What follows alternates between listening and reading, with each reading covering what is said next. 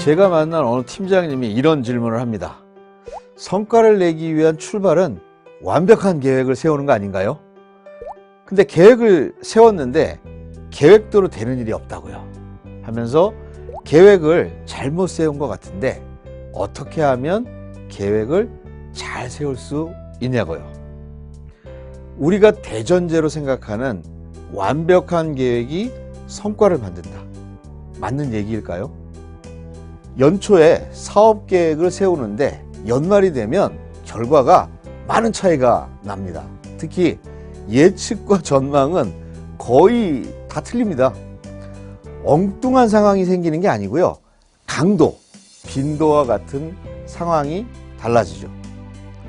바뀌지 않는 게 한 가지 있다면 위기라는 상황 진단은 틀리지 않습니다. 그래서 가장 리스크가 없는 예측과 전망은요, 위기라고 할 겁니다. 예측과 전망이 틀리는 이유는 변수 때문입니다. 변수는 예측과 전망이 안 되는 거니까요.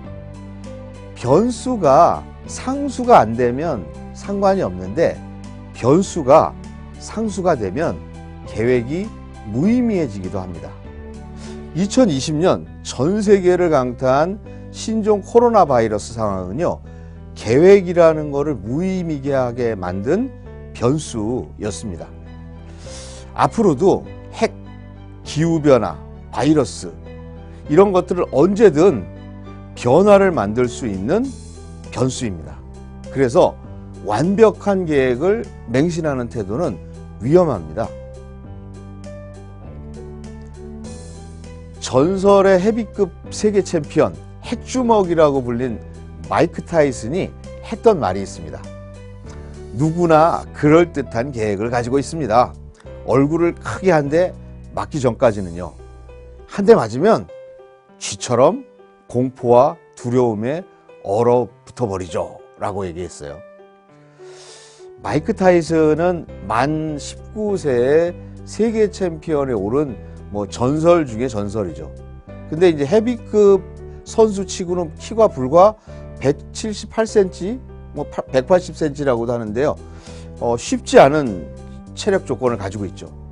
37연승을 했고요. 패배를 모르는 복서였습니다. 이게 너무 잘하다 보니까 구설에 좀 휩싸였고, 이렇게 나중에는 홀리필드의 귀를 물어 뜯어가지고 핵이빨이라 불리기도 이제 했죠. 하여튼 알리와 더불어 세기의 복서를 맡습니다. 그런 사람조차도요, 전력과 계획을 세우고 링에 오르지만 곧 전략이나 계획이 불필요한 상황에 맞닥뜨린다는 얘기를 하는 겁니다. 우리가 사업을 해서 성과를 낼 때 두 가지 성과의 원춘이 있습니다. 하나는 전술적 성과라고 부르는데요. 전략이나 계획을 잘 세워서 제대로 실행할 때 나오는 성과를 말합니다. 다른 하나는요, 적응적 성과입니다.